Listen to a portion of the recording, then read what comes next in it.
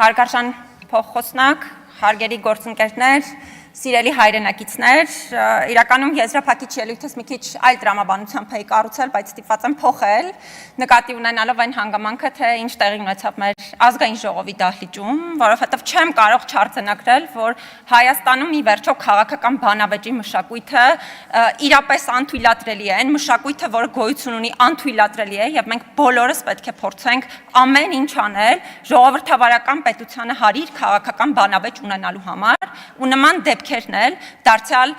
առանց որևէ մեկին հատուկ թիրախավորելու, ուզում եմ հատուկ արձանագրել, որ անթույլատրելի են խորհրդարանական հանրապետության խորհրդարանի դահլիճում։ Բայց չեմ ուզենա այս պահին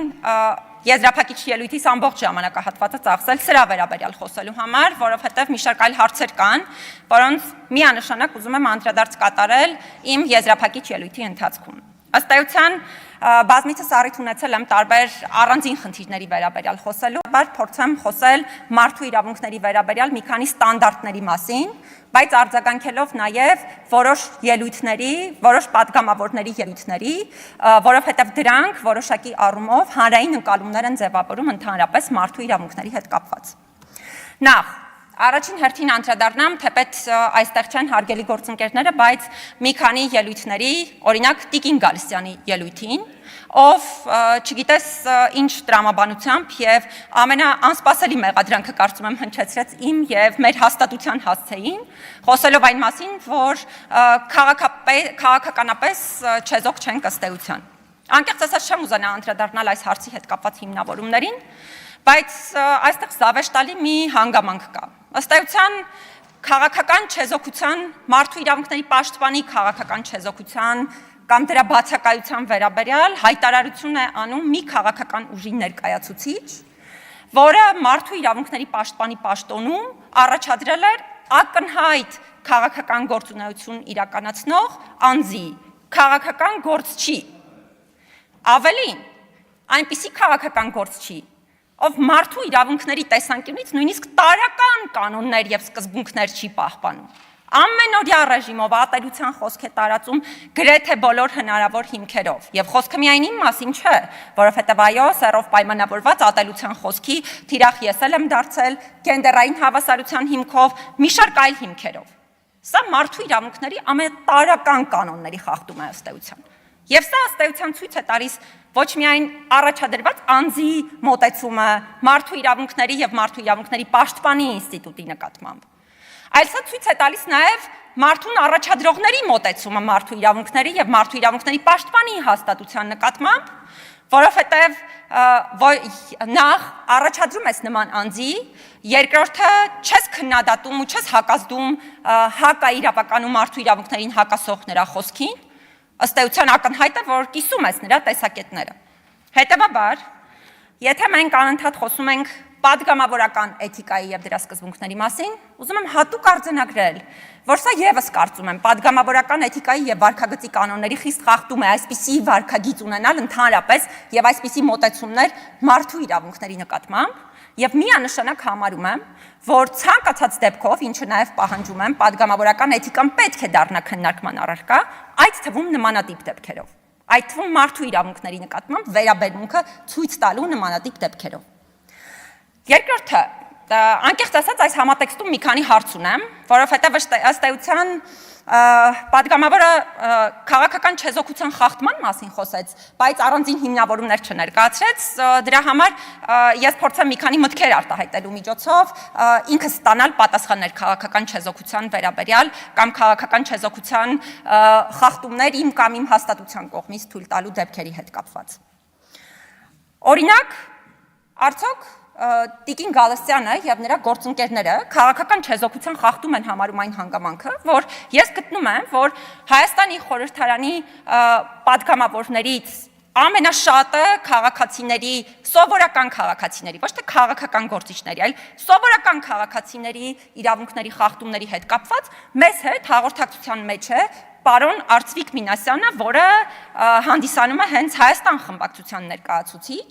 եւ ըստ էության կարծում եմ ի տարբերությունի շատ քաղաքական գործընկերների, շատ էթիկական հաղորդակցություն է վարում, բարձր ստանդարտներով, բարձրաձայնում է անընդհատ է բարձրաձայնում խնդիրներ, որոնք ուղղակի սովորական քաղաքացիներին են վերաբերում, եւ ես սա հրապարակայնորեն գնահատել եմ եւ հիմա էլ գնահատում եմ։ Սա քաղաքական չեզոքության խախտում է, համարվում թե ոչ։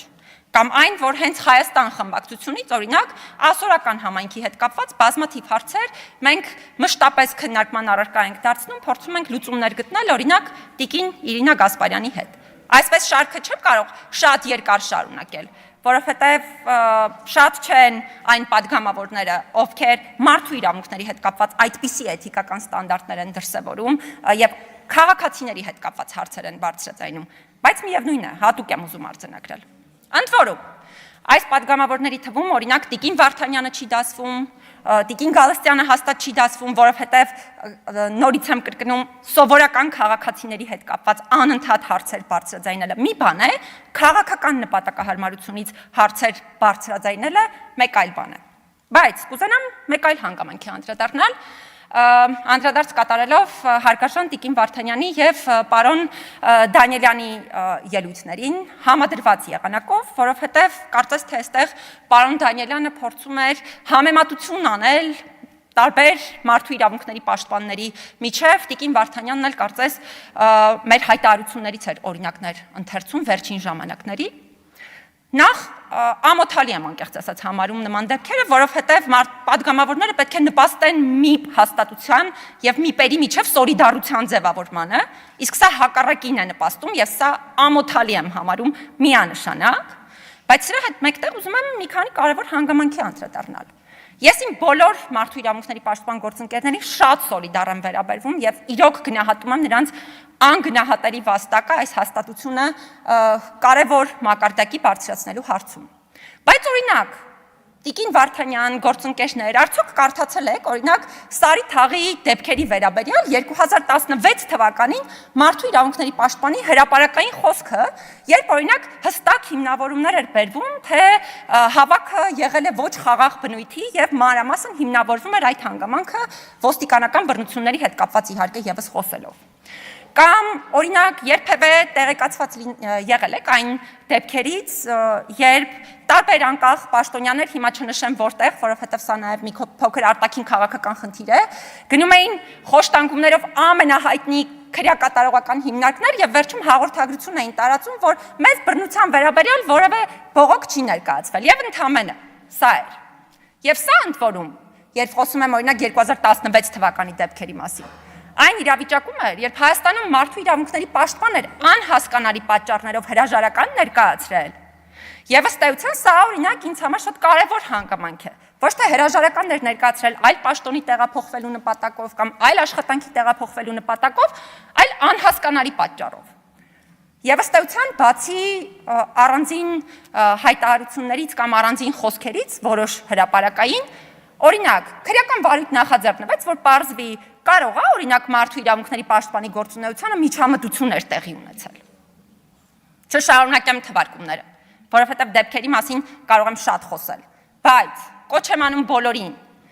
ոչ թե նպաստել մի հաստատությունում սոլիդարության բացակայության ձևավորմանը, այլ հակառակը կոչ եմ անում բոլորին նպաստել մի հաստատության սոլիդարության ձևավորմանը, որովհետև սա բոլորի պարտավորությունն է, ոչ թե մի քանի կոնկրետ անձանց։ Լրագրողների վերաբերյալ խոսեց Տիկին Վարդանյանը, անկեղծ ասած չգիտեմ այդ որտեղից էր ենթադրել կամ որ լրագրողների հետ էր զրուցել, ովքեր տեղյակ չէին եղել օրինակ հա մեր հայտարարությունից։ Դա շատ տարօրինակ հայտարարություն էր, որովհետև լրագրողների հետ ես անձնապես եմ շփվում եւ շփվում եմ գրեթե ամենօրյա ռեժիմով։ Եվ ըստ էության լրագրողների հետ այդ թվում այս հարցը ես անձամբ եմ քննարկման առարկա դարձրել։ Հետևաբար խնդրում եմ անել այնպիսի հայտարարություններ, որոնք ոչ թե ավելին, այսպես ասած, նվազեցնում են ձեր հայտարարությունների, հա, ամեն խոսքի արժանահավատությունը եւ մնացյալ խոսքին այլևս հնարավոր չէ, հա, արժանահավատության տեսանկյունից լսել, այլ անել այնպիսի հայտարարություններ, որոնք ըստ էության հիմնված են փաստերի վրա։ Ես կարող եմ շատ երկար խոսել նաեւ այն բոլոր դեպքերի հետ կապված, որոնց առնչությամբ ըստ էության մենք տարբեր արձագանքներ ենք ունեցել, մինչդեռ օրինակ այստեղ Պատգամավոր Աշոտ Սիմոնյանի դեպքը, որի հետ կապված հրապարակային բազմաթիվ ելույթներ եմ ունեցել, անմիջապես դեպքից հետո ենք մենք հրապարակային հայտարարություն ունեցել եւ մի շարք այլ դեպքեր։ Եվ Կարծես թե այստեղ բոլորը փորձում են տպավորություն ստեղծել կամ իրենք են փորձում ընկալումներ ձևավորել, թե մարդու իրավունքների պաշտպանի հաստատությունը ինչպես պետք է աշխատի։ Օրինակ, երեք միտք էի լսում, որ դուք կանխարգելման խոշտանգումների կանխարգելման մարմին եք, հետևաբար դուք բացի ինչ-որ բան արձանագրելուց, պետական մարմիններից պահանջելուց,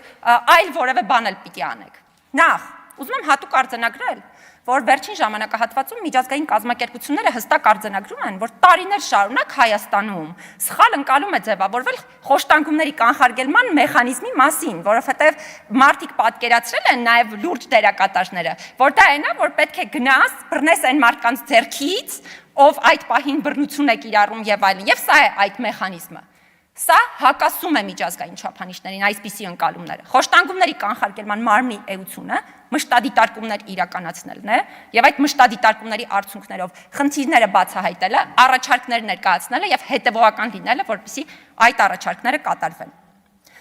Ես էլի կարող եմ խոսել այն մասին, թե օրինակ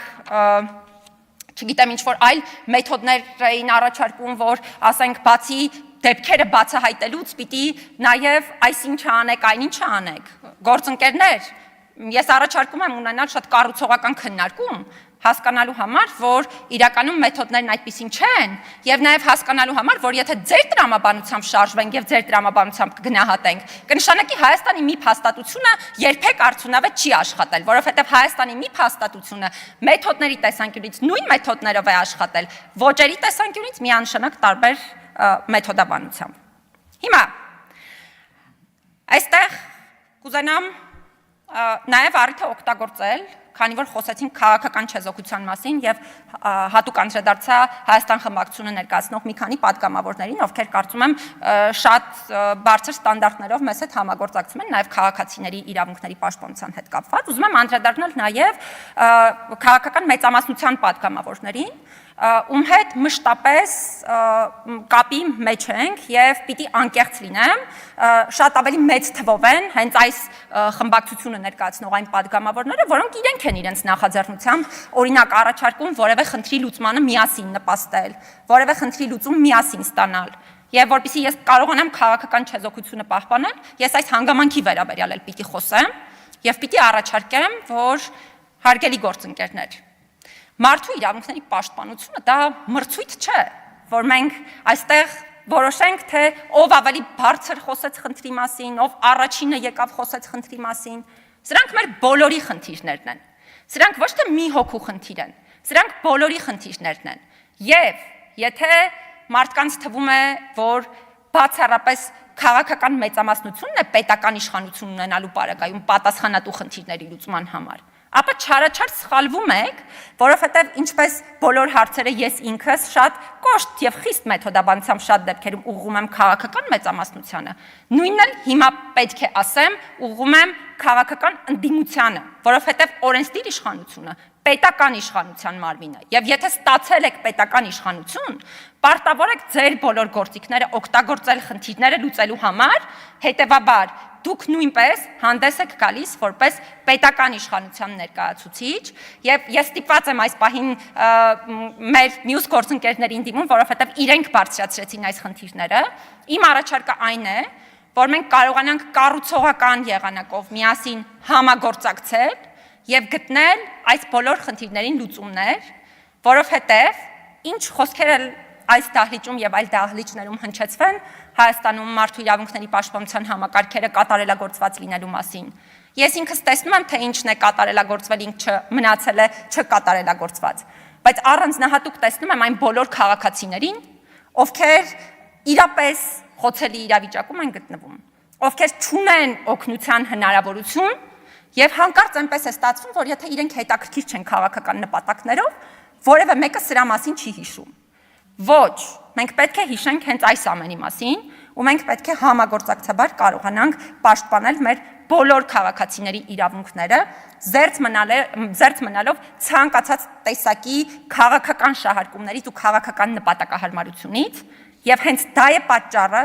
որ միջազգային չափանիշների համաձայն արգելվում է ոչ թե այսպես ոչինչ չանել, հա, մի փաստատության հեղինակության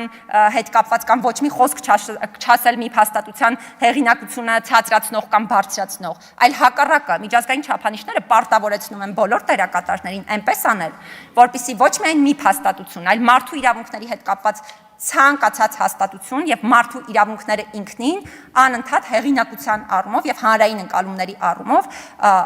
բարձր ստանդարտների եւ բարձր ընկալումներ վայելեն եւ մենք բոլորս պարտավոր ենք անկախ հաստատությունից, որովհետեւ նրանք կարող են